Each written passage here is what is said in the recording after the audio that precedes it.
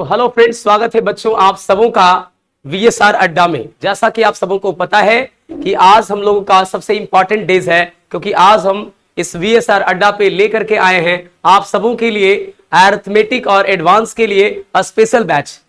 Special batch का मतलब ये हुआ कि चूंकि अभी आपको पता होना चाहिए कि आपके पास अवसर है एसएससी जीडी के लिए, और कल के डेट में ही अनाउंस हो गया है और बिहार एसएससी को लेकर के आपको एक नया नोटिफिकेशन, क्या डायरेक्टली मतलब समझ लीजिए कि उसकी वैकेंसी आ चुकी है और उसके लिए भी आपको प्रिपरेशन करवाना है।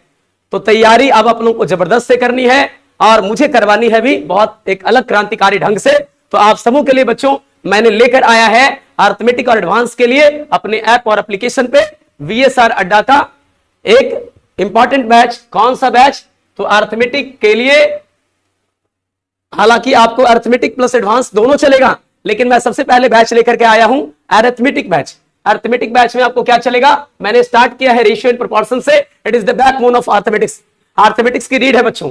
अगर आप अरिथमेटिक की तैयारी करना चाहते हैं और अरिथमेटिक में अगर आपके पास कोई एबिलिटी की बात करें तो एबिलिटी रियल में स्टार्ट होता है कहां से? रेशियो एंड प्रोपोर्शन से। चैप्टर बहुत सारे होते हैं, ratio and proportion, age, alligation, partnership, percentage, average, SI, CI, है ना, सारे के सारे चैप्टर, टाइम एंड वर्क, रेलगाड़ी, समय दूरी, नौ धारा, दौड़। लेकिन मैंने स्टार्ट किया परसेंटेज से ना करके रेशियो एंड प्रोपोर्शन से, बिकॉज इसलिए कि ये चैप्टर जो होता है ये अरिथमेटिक्स की रीड होती है। It is the backbone of arithmetics. तो बच्चों आज हम लोग पढ़ेंगे रेशियो एंड प्रोपोर्शन, बिल्कुल बेसिक से अनुपात और समानुपात पढ़ेंगे और बिल्कुल बेसिक से कहां तक जाएंगे? हाई लेवल तक जाएंगे। बच्चों अगर आपके टारगेट जो है एसएससी जीडी है या फिर आने वाले कल आप किसी भी एग्जाम का तैयारी करना चाहते हैं, जैसे अभी तो प्रेजेंट में आपके पास दो विकल्प है, एक एसएससी जीडी और दूसरा आपका बिहार पुलिस भी आ चुका है, और एनी अदर किसी भी डिफेंस एग्जाम के रिलेटेड तैयारी करना चाहते हैं, फिलहाल कल के डेट में बिहार एसएससी आ चुकी है। तो इन तमाम तरह की तैयारी करने के लिए सीजीएल का भी देखिए कट ऑफ जारी हो चुका है, प्री का रिजल्ट आ चुका है। अब टीयर 2 के लिए अगर आप लगना चाहते हैं तो हमारे साथ जुड़ जाइए इस रेशियो एंड प्रोपोर्शन की बेसिक क्लास में, जो कि चलेगा बेसिक से लेकर हाई लेवल तक। और एक बार यदि आप मेरे रेशियो एंड प्रोपोर्शन की क्लास कर लिए और इस चैप्टर को पूरा पढ़ लिए तो मैं आपको चैलेंज करता हूं, वादा करता हूं, एनी अदर कोई भी जो टॉपिक है वो किसी अदर जगह पर नहीं पढ़ पाएंगे, सारे के सारे टॉपिक मेरे पास पढ़ेंगे।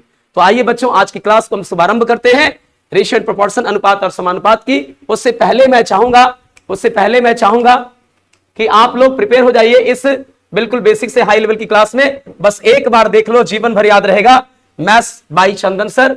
तो चंदन सर यानी मेरा नाम हुआ जिसमें आपको पढ़ाएंगे। तो आइए बच्चों आज की क्लास को हम एक छोटी सी 2 लाइन के शेर के साथ आज की क्लास को शुभारंभ करते हैं। कहते हैं बेटा कि मिलेंगे परिंदों को मंजिल यकीनन, मिलेंगे परिंदों को मंजिल यकीनन, यह उनके फैले हुए पर बोलते हैं, यह उनके फैले हुए पर बोलते हैं, अक्सर वो लोग खामोश रहते हैं, जमाने में जिनके हुनर बोलते हैं, जमाने में जिनको हुनर बोलते हैं। तो थैंक यू वेरी मच बेटा। आइए हम लोग क्लास को स्टार्ट करें और आज जो है रेशियो एंड प्रोपोर्शन की इस बेसिक क्लास को शुभारंभ करते हैं, बिल्कुल एक नए कंटेंट के साथ, एक नए अंदाज में आपको आज की क्लास समझ में आएगा। तो चलिए बच्चों मैं आज की कॉन्सेप्ट को चालू करता हूं और इस क्लास का आनंद लेंगे सभी के सभी।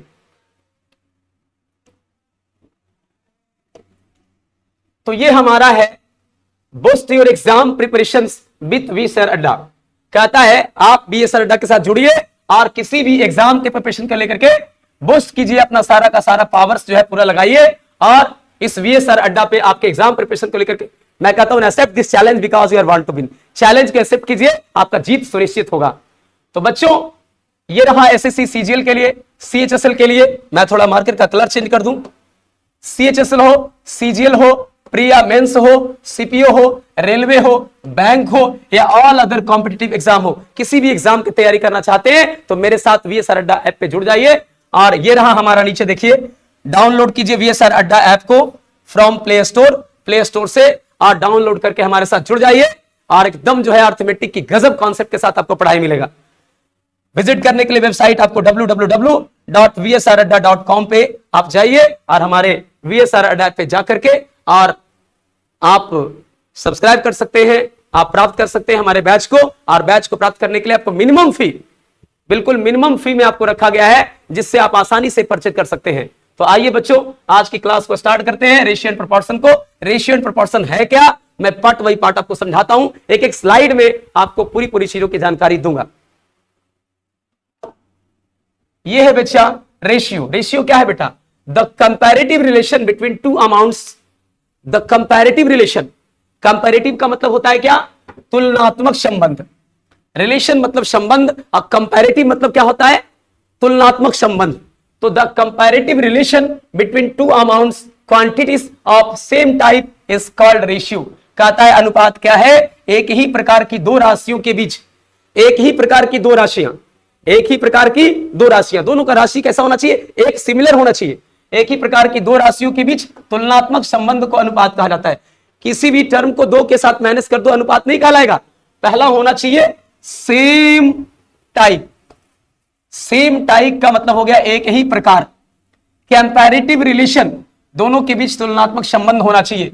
और बिटवीन किसके बीच, दो अमाउंट्स या क्वांटिटीज, दो राशियों के बीच।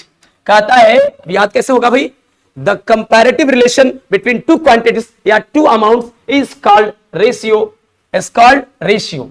कहता है अनुपात एक ही प्रकार की दो राशियों के बीच तुलनात्मक संबंध को बताता है, तुलनात्मक संबंध को बताता है। जैसे अगर मैं अपने वेट की बात कर रहा हूं तो मैं अपने मित्र की वेट का ही बात करूंगा।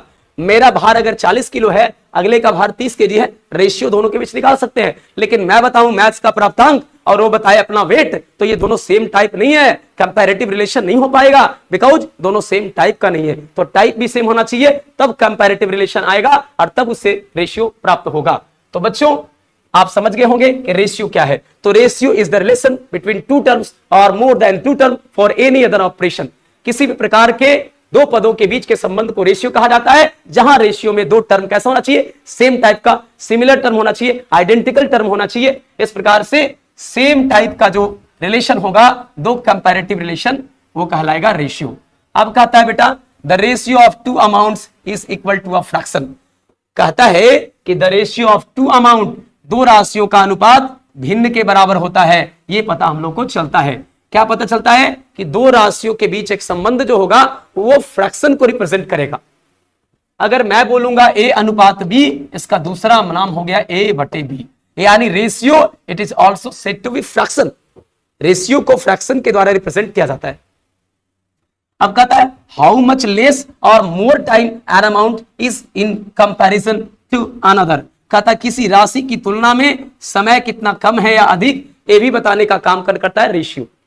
ए और बी के बीच, जैसे अगर मैं बोलूं कि ए बी से 40% ज्यादा है, इसका मतलब बी 100 है तो ये 40% ज्यादा है, तो ज्यादा ये कम करने का काम कौन करता है, रेशियो। तो ratio less than more than के बीच एक रिलेशन को बनाता है। मैंने तो पहले बोला ratio is the relation between two term or more than two term और एनी अदर ऑपरेशन। अनुपात क्या है, दो या दो से अधिक पदों के बीच एक संबंध है, जिससे यह ज्ञात होता है एक पद का दूसरे पद से किस प्रकार संबंध है, किस प्रकार रिलेशन है। और उसके लिए रिलेशन कंपैरेटिव होना चाहिए टू अमाउंट्स के बीच और सेम टाइप का होना चाहिए।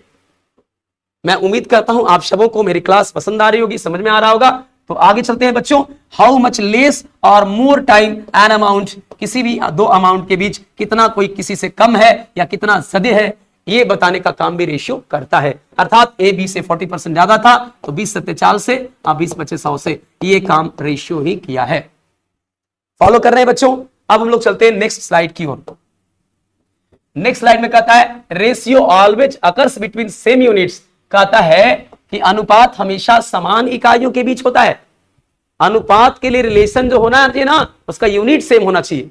अगर मैं बात कर रहा हूं मैं अपने वेट का, तो मेरे दोस्त का वेट लेंगे। अगर मैं मैथ्स के नंबर ऑफ जो प्राप्त किया मार्क्स की बात किया, तो सेकंड वाले का मार्क्स ही लेंगे। मैंने अपने मार्क्स की बात किया, उसके मैथ्स की मार्क की बात करेंगे। दोनों का मैथ का मार्क का रेशियो निकल सकता है। एज का तो एज से ज्ञात करेंगे। रिलेशन होने के लिए दोनों का यूनिट सेम होना चाहिए। तो वही बोला गया कि ratio always occurs between same units. As अगर रूपी में है तो रूपी में होगा, अगला केजी में है तो केजी में होना चाहिए, आवर में है तो आवर, यानी आवर का आवर के साथ, सेकंड का सेकंड के साथ, वेट का वेट के साथ, एज का एज के साथ। फॉलो कर रहे हैं मेरी बातों को। तो इस तरीके से ratio always occurs between same units. Ratio प्राप्त करने के लिए दोनों का यूनिट सेम होना चाहिए। अनुपात हमेशा समान इकाइयों के बीच होता है। जैसे रुपए का रुपए के बीच, किलो का किलो के बीच, और घंटा का घंटा के बीच, है ना, सारा यूनिट सेम होना चाहिए। Let an amount be x and another is y, then the ratio between them is called x is to y या x divided by y।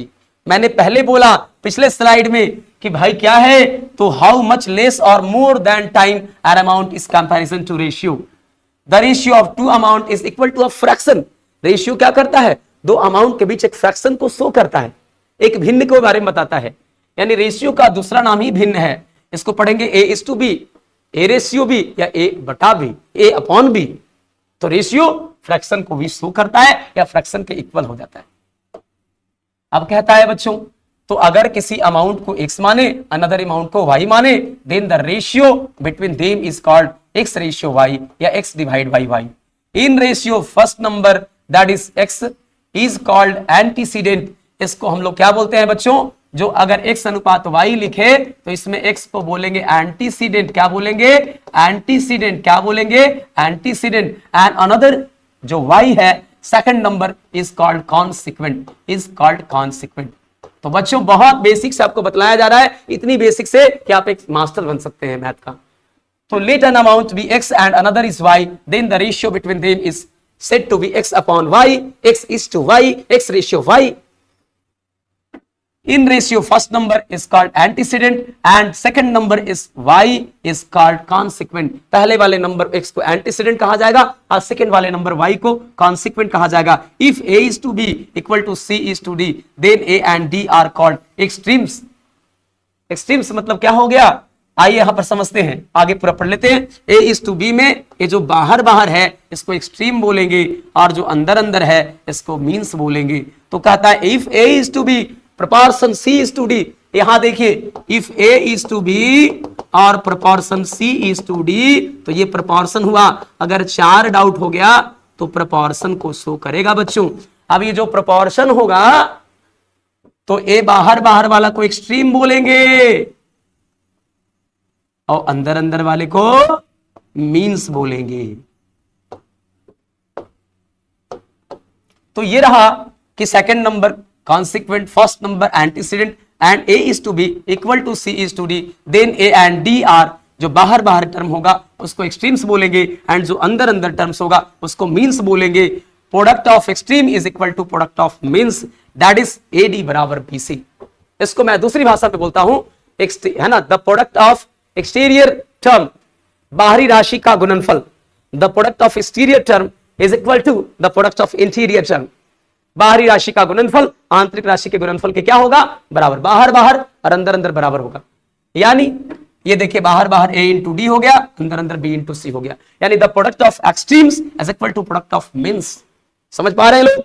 तो बच्चों आइए हिंदी में समझते हैं। मान लीजिए कि एक राशि x है, दूसरी राशि y है, तो अनुपात उनके बीच x अनुपात y होगा या x डिवाइडेड बाई y होगा। अनुपात में पहली संख्या अर्थात x को पूर्ववर्ती संख्या या प्रथम पद कहा जाता है और दूसरा नंबर y को परिणामी या उत्तरवर्ती कह सकते हैं।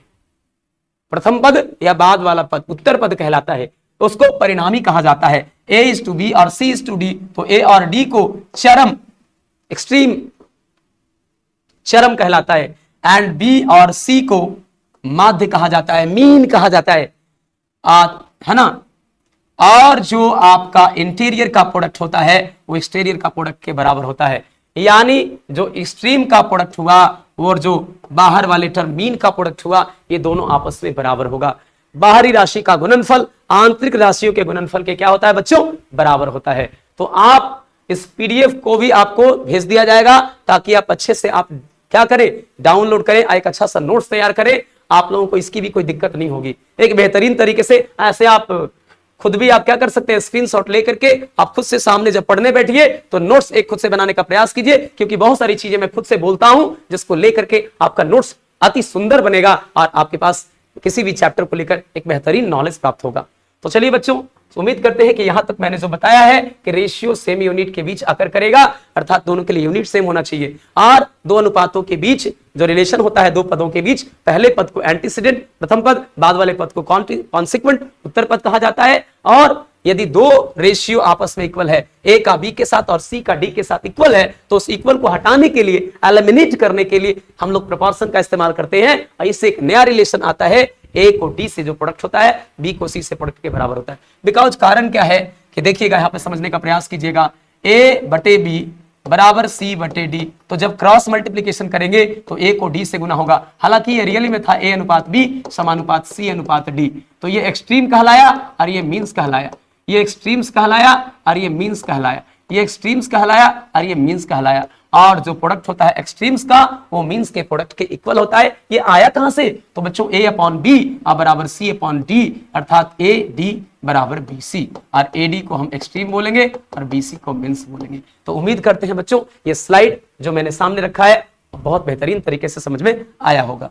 चलिए बच्चों हम लोग 5वें स्लाइड की ओर चलते हैं। डायरेक्टली प्रोपोर्शनल क्या है? ये सब बहुत इंपॉर्टेंट चीज है। मैं सारे कॉन्सेप्ट को पहले बिल्ड करूंगा आपको और सारे डिस्कशन करने के बाद मैं आपको क्वेश्चंस करवाऊंगा, टाइप बाय टाइप करवाऊंगा। बहुत सारे बच्चे लाइव क्लास में डिमांड कर रहे थे कि सर आप जो है एकदम बेहतरीन तरीके से जैसे ऑफलाइन क्लासेज में पढ़ाते वैसे कर दीजिए। तो मैं उसी से भी बेहतर आधार पे यहाँ पे करने का प्रयास किया हूं, क्योंकि ऑफलाइन में क्या होता है कि आपके जो जीवा में होता है वही बस बताते हैं, और यहाँ तो ऑनलाइन में एक बेहतरीन कंटेंट मैंने खुद से पीडीएफ तैयार करवाया है और उसके बाद मैं खुद की जो पढ़ाता हूं, जो समझाता हूं, उसको भी चर्चा आपके साथ कर रहा हूं। तो आपके लिए तो बेहतरीन नोट्स तैयार हो सकता है। तो बच्चों इसमें कोई कमी नहीं है, कोई दो राय नहीं है, दो मत नहीं है कि आपके पास एक बेहतरीन तरह के कॉन्सेप्ट जाने वाला है। तो डायरेक्टली प्रोपोर्शन का मतलब होता है अनुक्रमानुपाती। डायरेक्टली प्रोपोर्शन का मतलब होता है अनुक्रमानुपाती। क्या होता है बच्चों? अनुक्रमानुपाती। अनुक्रमानुपाती डायरेक्टली प्रोपोर्शनल। इफ एक्स बराबर के वाई, दरअसल एक्स प्रोपोर्शनल टू वाई था, ये प्रोपोर्शनल को हटाने के लिए बराबर के का इस्तेमाल किया जाता है ना। एक्स प्रोपोर्शनल वाई में बराबर जब यानी कि जब प्रोपोर्शनल को एलिमिनेट करते हैं, हटाते हैं, तो बराबर के का इस्तेमाल करते हैं। तो एक्स बराबर k into y where k is a constant and then we say that x is directly proportional to y. और इसे ही कहा जाता है कि एक्स वाई के समानुपाती है या एक्स वाई के अनुक्रमानुपाती है। It is written as x proportional y. देखिए यहां पर लिख दिया गया है एक्स प्रोपोर्शनल वाई, सीधे अनुपातिक, इसको बोलते हैं सीधे अनुपातिक। यदि एक्स बराबर के वाई, जहां के एक स्थिरांक है, तो हम कहते हैं कि वाई के सीधे अनुपातिक है, तो इसे एक्स प्रोपोर्शनल वाई के रूप में लिखा जाता है ना। जैसे यहां पर करेगा क्या, एक्स प्रोपोर्शनल वाई बोल देगा क्वेश्चन में। क्वेश्चन में क्या बोलेगा बच्चों? एक्स प्रोपोर्शनल किसका है? वाई के है। एक्स प्रोपोर्शनल क्या है? वाई के है। और इसमें क्वेश्चन दे देगा कि एक्स बराबर एक बार 4 है तो y बराबर 8 है। y बराबर एक बार क्या है? 8 है। यदि x बराबर 16 हो तो y बराबर क्या होगा? तो बच्चों कुछ नहीं करना, फर्स्ट ऑफ ऑल x बराबर इसको के वाई के रूप में तोड़ना है, क्योंकि आपने पढ़ा कि x प्रोपोर्शनल y का जो यहाँ पर ब्रेकअप होता है तो टूट करके ये x बराबर के इंटू वाई आता है और बराबर के रूप में यहाँ पर मान निकल जाएगा पहले कंडीशन से। तो x 4 पुट करना था बराबर के और y के जगह 8 था, 4 दूनी 8 हुआ, सो k बराबर निकालेंगे बच्चों तो 1/2 होगा। अब putting the value getting the answer, पुनः से आपको x बराबर के वाई लेके चलना है। x की वैल्यू 16 थी, k की वैल्यू 1/2,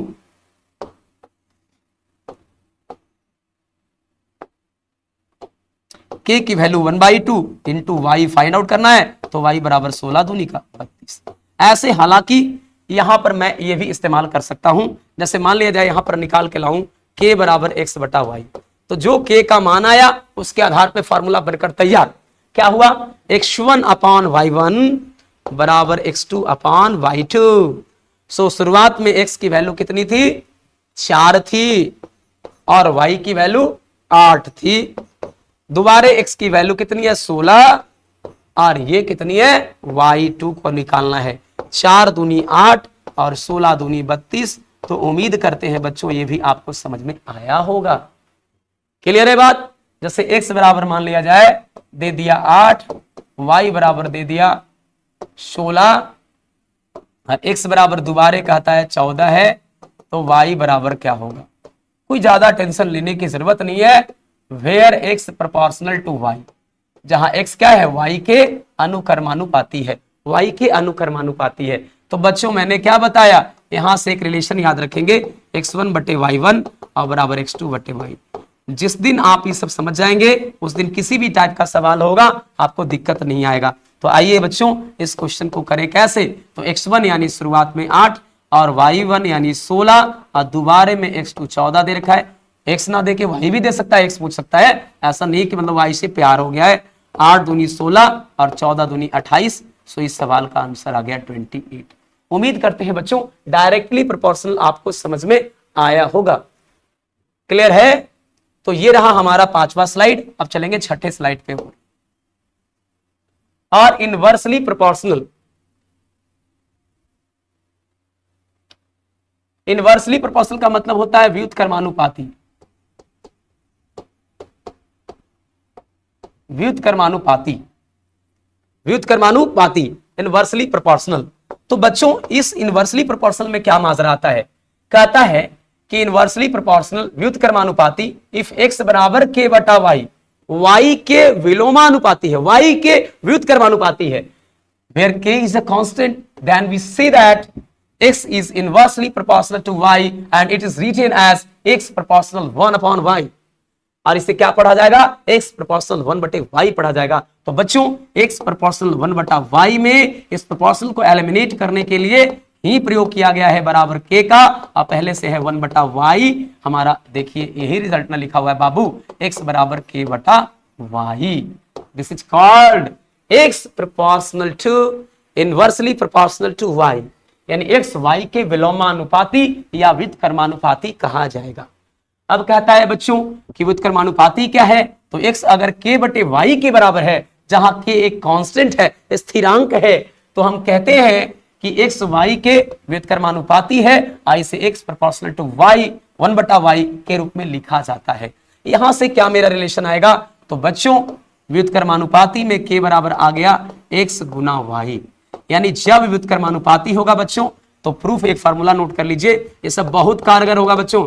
मैं जो एक्स्ट्रा बता रहा हूं आप इसको नोट डाउन करिएगा और एक अलग से नोट्स बनाइएगा आपके एग्जाम के लिए। किसी भी प्रीवियस एग्जाम के आप क्वेश्चन को करेंगे तो होगा ही होगा, अब आने वाले कल एक नए क्वेश्चन भी देगा तो भी होगा, ये गारंटी है। तो यहां से क्या आया? k की वैल्यू आई, जैसे देखिए ना पीछे में k का वैल्यू क्या आया था, पीछे में k का वैल्यू क्या आया था, पीछे में k का वैल्यू x बटे y हुआ, तो बट्टे में रिलेशन लिखा, बट्टे में रिलेशन लिखा। लेकिन अगर आगे की बात करूं मैं तो यहां पर नया रिलेशन क्या आया? तो नया रिलेशन आया आपका प्रूफ में कि भाई k बराबर x इंटू वाई, तो x1 y1 और बराबर x2 y2, x2 y2। अब देखिए क्वेश्चन क्या दे देगा? दे देगा कि इफ x प्रोपोर्शनल है, x इनवर्सली प्रोपोर्शनल है 1 बटा y का, एंड x जो है दे रखा है 4 और y दे रखा है 8, if y equal to 9 then x equal to what? कैसे क्वेश्चन को करेंगे? डर जाए हम? नहीं, मुझे पता है कि जब इनवर्सली हो तो x1 y1, ये देखिए उत्तर प्रदेश में x1 y1 बराबर x2 y2, x1 y1 बराबर x2 y2। इनवर्सली में सीधे सीधे हो जाएगा, इनवर्सली में सीधे सीधे, इनवर्सली में सीधे सीधे, और डायरेक्टली में क्या होगा? भागा में, upon upon upon upon upon, this is here x1 upon y1 अब बराबर x2 बटा y2। अब चलिए बच्चों आगे चलते हैं हम लोग। क्या है? तो कह रहा है x1 की वैल्यू कितनी है? तो 4 है जी, और y1 की वैल्यू 8 है, और बराबर क्या है? y 9 दे रखा है, x का पता नहीं है, तो x बराबर क्या हो जाएगा? 8 चौके 32 और बट्टा में 9। This is answer. यानी इनवर्सली के लिए क्या हम लोगों ने देखा? तो इनवर्सली के लिए हम लोगों ने देखा है कि आने वाला है आपका क्या? इनवर्सली के लिए बट्टे में रिलेशन आएगा, लेकिन यानी इनवर्सली के ये याद रखना है कि वो बट्टे में जाएगा, लेकिन मेन रिलेशन ये आया, इनवर्सली के आधार पर मेन रिलेशन ये आया, और डायरेक्टली के आधार पर मेन रिलेशन बटा में आया। यानी जहां बोला डायरेक्टली वहां आया बटा में, और जहां बोला इनवर्सली वहां आया सीधे। समझ में आ रहा है बात? तो बिल्कुल आपको समझ में आ रहा होगा। तो चलिए बच्चों आप ले लीजिए स्क्रीनशॉट, जब तक हम लोग चलेंगे नेक्स्ट स्लाइड की ओर।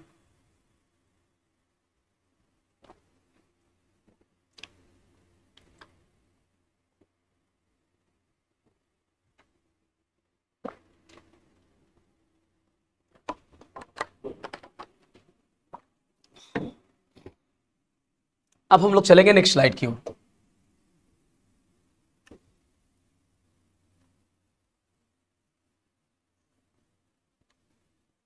कह रहा है क्या? अब देखिए एक एक पॉइंटों को समझिएगा बच्चों, ये पॉइंट को समझना जरूरी है। कहता है कि जब दो अनुपात एक दूसरे के बराबर हो, जब दो अनुपात एक दूसरे के क्या हो बच्चों? बराबर हो, यानी कि अगर a अनुपात b और c अनुपात d बराबर हो गया तब उन्हें अनुपाती कहा जाएगा। कहता है when two ratios are equal to each other, when two ratio are equal to each other, जब दो रेशियो एक दूसरे के बराबर हो जाता है तब कहता है then they are called proportional as, that is A is to B is equal to C is to D, then A, B, C and D are in proportion, तब इसमें A, B, C और D को proportion में कहा जाएगा। तो बच्चों कहता है कि जब दो अनुपात एक दूसरे के बराबर होते हैं तब उन्हें अनुपाती कहा जाता है। For example A is to B अगर C is to D के बराबर हो गया तो A, B, C, D को अनुपाती कहा जाएगा। इसमें A, B, C, D जैसे 2:5 है तो देखिए इसको कट कीजिएगा, 3 दूना 6, 3 5 15, यानी A भी इसी अनुपात को रिप्रेजेंट कर रहा है। इस प्रकार से हम इसको अनुपात में क्या लिख सकते हैं, समानुपात को बना सकते हैं, 2:5 समानुपात 6:15, इसको ऐसे बना सकते हैं। तो देखिए इसमें बहुत कुछ सीखने को मिला, ऐसे नहीं कि ऐसे ही काम चल गया बच्चों। 2/5 और समानुपात को लिखेंगे बराबर 6/15। अब देखिए 2 का ये ट्रिपल है तो 5 का भी ये ट्रिपल होगा, और 2 का ये कै गुना है तो 5/2 गुना है, तो बच्चों 6 का भी 5/2 गुना होगा। बहुत सारे रिलेशन को रिप्रेजेंट करता है रेशियो, इसलिए मैंने बोला कि ratio is the relation between two term or more than two term for any other operation. अर्थात अनुपात क्या है, 2 या 2 से अधिक पदों के बीच एक संबंध होता है जिसमें ज्ञात होता है कि एक पद का दूसरे पद से संबंध क्या है, और संबंध यहां पता चला कि ऊपर में रिलेशन है, इसका ये ट्रिपल है, इसका ये ट्रिपल है, यानी फर्स्ट से थर्ड में गया तो ट्रिपल है, तो ऐसे ही सेकंड से 4 में जाएगा तो ट्रिपल होगा। इन सारे रिलेशनों को याद रखेंगे, आपको क्वेश्चन बनाने में बहुत फायदा करेगा बच्चों। तो 2 3 6 हुआ तो फर्स्ट से थर्ड में चला गया तो सेकंड से 4 में, या फर्स्ट से जैसे सेकंड में गया, जैसे देखो ना 2 से 5 हुआ तो 2 का 5/2 करो ना, 2 से 2 कैंसिल 5 आ जाएगा, तो बच्चों 6 से 5/2 करो ना, 2 3 6 3 5 15 आ जाएगा। इन सारे रिलेशनों को रिप्रेजेंट करिएगा तो आपको रेशियो बहुत स्ट्रांग होगा बच्चों।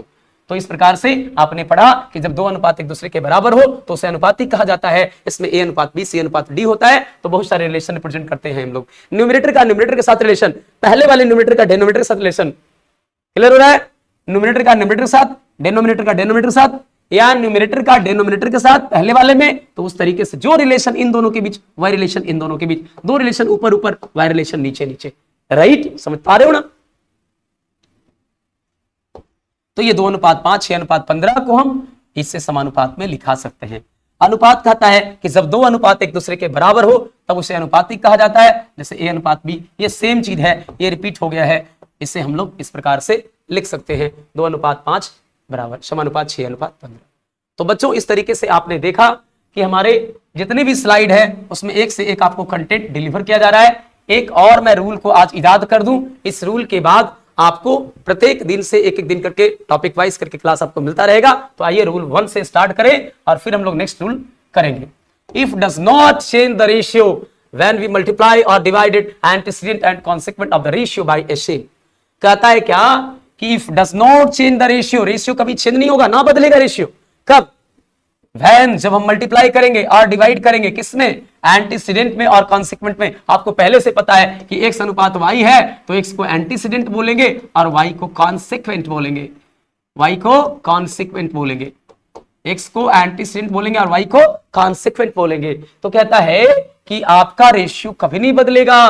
कब? जब मल्टीप्लाई करेंगे, किसमें? सेम नंबर से, या डिवाइड करेंगे सेम नंबर से, किसमें? तो एंटीसीडेंट में भी अगर यानी x/y है तो इसे हम kx/ky भी लिख सकते हैं। बिकॉज पहले वाले में एंटीसीडेंट वाले में भी k से गुना हुआ, कॉन्सिक्वेंट वाले में भी सेम से गुना हुआ, तो कोई परिवर्तन नहीं होगा। सेम रिलेशन कहता है x/y में कि अगर आपने k से डिवाइड कर दिया आप एंटीसीडेंट में और k से डिवाइड कर दिया कॉन्सिक्वेंट में, तो भी रेशियो आपका नहीं बदलेगा। वही नियम यहां पे कह रहा है। सो बच्चों नॉन जीरो नंबर, कैसे नंबर से मल्टीप्लाई करना है, कैसे नंबर से डिवाइड करना है? नॉन जीरो यानी जीरो नहीं होना चाहिए। जीरो को छोड़ करके किसी भी एनी अदर नंबर से आप अगर मल्टीप्लाई करते हो एंटीसीडेंट में भी और कॉन्सिक्वेंट में भी, तो आपका रेशियो डज नॉट चेंज। तो कहता है बच्चों कि if a is to b बराबर a/b में अगर c से डिवाइड किया गया, c से पहले गुना किया गया, तो ये इसके ही इक्वल होगा, इसके ही इक्वल होगा। उसी प्रकार से c से गुना करने से इसके ही बराबर हो गया। तो डिवाइड करने से या मल्टीप्लाई करने से सेम नंबर से, जो नॉन जीरो नंबर है ना, उससे अगर आप एंटीसीडेंट में और कॉन्सिक्वेंट में डिवाइड और मल्टीप्लाई करते हो तो आपका रेशियो चेंज कभी भी नहीं होगा। तो इस प्रकार से बच्चों जब हम पूर्ववर्ती और परिणामी अनुपात को एक ही से गुना करते हैं या विभाजित करते हैं तो यह अनुपात नहीं बदलता है और गैर शून्य संख्या होना चाहिए। वो जिससे आप भाग कर रहे हैं, जिससे आप गुना कर रहे हैं, जिससे आप डिवाइड कर रहे हैं, जिससे आप मल्टीप्लाई कर रहे हैं, वो नंबर चेंज नहीं होना चाहिए, है ना, यानी दोनों सेम होना चाहिए। तो सेम नंबर से डिवाइड या मल्टीप्लाई करने पे एंटीसीडेंट और कॉन्सिक्वेंट पे ratio does not change, ratio बदलता नहीं है। तो बच्चों ये हमारी आज की क्लास हुई। उम्मीद करते हैं आपको आज मेरी क्लास पसंद आई होगी। तो इसी प्रकार से आप सबों को करना क्या है कि हमारे वीडियो को आपको क्या करना है, एकदम फैलाना है। हमारे VSR अड्डा को जितना ज्यादा हो सकता है आप फैलाने का प्रयास कीजिए। और मैं कहता हूं आप एकदम जो है हमारे VSR अड्डा ऐप को डाउनलोड कर लीजिए और हमारे साथ जुड़ जाइए। मैथ्स की चिंता आपकी खत्म होनी है और बिल्कुल मिनिमम जो फी है उसमें अगर आपको करवाया गया है तो आप हमेशा से क्या कीजिए, हमारे वेबसाइट को विजिट कीजिए और जाकर के आप तमाम तरह की जो चीजें हैं उसको आराम से एकदम प्राप्त कीजिए और आराम से मेरे साथ जुड़ करके पढ़िए। तो चलिए बच्चों मैं लेता हूं विदा, फिर मिलूंगा एक नई वीडियो के साथ। जय हिंद, जय भारत, वंदे मातरम, भारत माता की जय।